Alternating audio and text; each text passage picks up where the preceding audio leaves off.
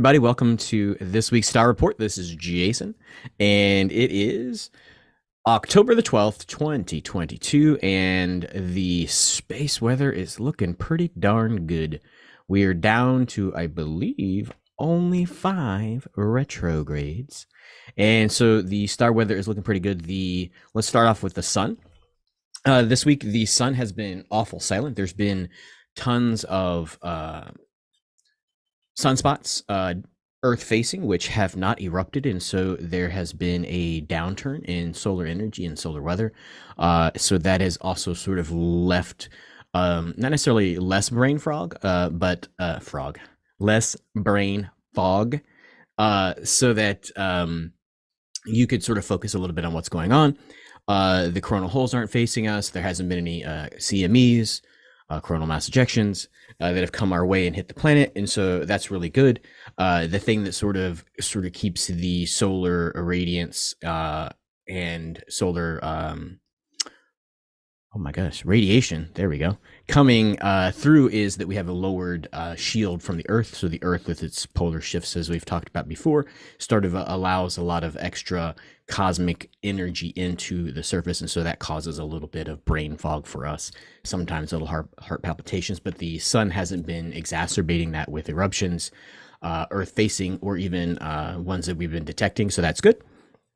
You will start to notice things with this reduced sort of shield of the Earth, of like animal migration going weird, whales beaching themselves and stuff like that.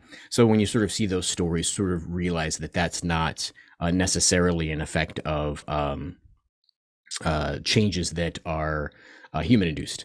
So that's something to pay attention to. So this week, pretty calm. There's nothing big solar happening. There's a lot of, if you look at the small chart stuff going on in people's individual charts, and some squares and some stuff like that are going on. So pay attention, look up and see if your own sign has some of those difficulties with those squares that are coming up this week. But the main thing is really at the end of the week, we're coming into the end of Mercury Retrograde's post shadow. So there's usually about 2.5 weeks on either side of Mercury, which sort of winds up our communication stuff. So sort of look for relationship stuff, communication stuff, even a little bit of job and finances stuff sort of wrap themselves up or come to resolution here over the next week. I believe it's the 20th when we're finally out of the post shadow of Mercury retrograde. But just, I think yesterday, there's a 2-week pre-shadow for the solar or for the eclipse season, where there's a solar eclipse and then a lunar eclipse, and that solar eclipse pre-shadow it has begun, and so that's almost like a pulling back of the bowstring, right? So all of this calmness, there's a sense of ease. You can take a deeper breath, but there's also this understanding that something big is fixing to happen, and so two events are going to happen right around each other, which are going to cause a lot of release, a lot of change, right? And so a lot of good change if you're prepared. And so that let's see, I got let's see, before I get into that, I know I'm going to keep getting into that. The beginning of the eclipse season is this pre-shadow. And so when we get into eclipse seasons, it's really restarts. The first one is a solar eclipse, which is on October the 25th. And so October the 25th is a partial solar eclipse in Scorpio. Scorpio is the opposite of Taurus. And so the Scorpio is really a spiritual sign, about becoming more spiritual, right? It's almost the rebound back up towards spirit. So it's this turnaround of energy that we've been focusing on, this hardcore physicality of things that are going on the planet, things that are changing in the culture, inward sort of struggles of our body, sort of breaking down with all this energy and all this stuckness that we're expressing, that we're releasing, that we're working through with all the retrogrades that have been happening. And so when we get to solar eclipse season, it's like a pow, right? It's almost like lighting a firecracker, or lighting the bonfire of everything that we've discarded. We can sort of light that on fire and then sort of nurse those coals until we get to the next eclipse, which is a lunar eclipse several weeks after that, end of November, I believe. And so when we get to that, the eclipse in Scorpio on the 25th, it really is important, because 2 days prior, or probably right around the same time, since heavenly bodies move so slow, or at least in reference to how the Earth goes, they move a little bit slow.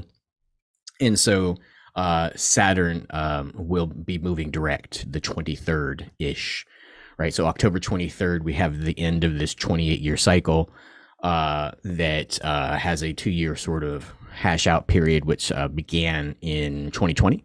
So we're closing that all off at the end of October, and so the common cultural expression, especially in the West, especially in the American West, where we always talk about an October surprise. It shouldn't be a surprise. It's a 28-year cycle that's coming to an end. So the energy of the culture, of the people, of the planet is going to be pretty intense. And so look for cultural shifts to sort of happen in your life. Mostly focus on your own life. Peripherally be aware that there might be some monumental changes happening on the planet as well, with culture, with society, with just the way things are going. And that could be any number of things. Economic. I know there's a conflict in the world that's going on that people are paying a lot of attention to. And so this is the end of a cycle. And so we really need to sort of push through and allow Saturn to go back direct, and really focus on the eclipse, which is going to just sort of light everything on fire and let the things that don't need to remain burn away, go away, release, hopefully in a calm way, right? So when you're prepared for it and you're ready to, it's kind of like when maybe if you're not prepared for it, kind of like pulling a tooth. Hey, are you going to pull my tooth? Bam. So pick your poison, I guess, on how you want to prepare for this really intense energy that's coming up. But enjoy this calm week. This week is going to be pretty calm. The only thing that's happening this week, and that's what I was going to interrupt my talk about the eclipse for, is the moon is going to be the farthest away from, the moon. Its orbit is pretty elliptical, and so sometimes it gets farther away from the Earth, and so it's the farthest away it's going to be all month, happening on Tuesday, right? So a lot of the dream work and stuff like that will get a little weird, or maybe even go away during Monday, Tuesday, Wednesday. So watch out for your sleep. Watch out for your sleep patterns when that comes up. Other than that, this is a pretty brief week. Just mentions about the shop. If you just came for the star report, you may go. About the shop, we are still looking to institute a transformational breathwork or elemental rhythm breathwork here at the shop. Probably going to be on Sundays. Probably going to be a paid service. Don't know quite the cost. Don't know quite the time. Don't know how quite to set that up software-wise to make that accessible, because the space that we do this in really comfortably to have a really intense session can probably hold about 10 people, maybe 15 if people are like, I got to get in for this week or whatever. So we really are looking for a way to sort of make that functional, that you can book it online, that I can know you're coming, or know that you're not going to attend. And so just to be able to have and plan a class. Like if nobody wants to come on the Sunday that's planned, then there's no need to have the class. No need to show up, do all the prep. And so we're working on that if you pay and then you tell me which week you're going to come, that we can actually monitor that, since I do a lot of the monitoring of my appointments myself. And so I don't have a front desk person. And so pay attention for that. Looking at the way the energy is going, maybe the difficulty or the motivation to figure out how to get that done is based on the October surprise, the ending of Saturn retrograde, the eclipse season, right? So that we begin in November.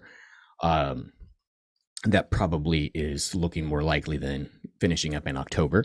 And so look for that. Those classes are going to be, I don't call them intense, but those that attended the equinox breath work know that it is a little bit of effort to try to breathe new life into yourself. But it pays off in the end, and there's a lot of aha moments and breakthroughs that occur both physically and spiritually. So look forward to that.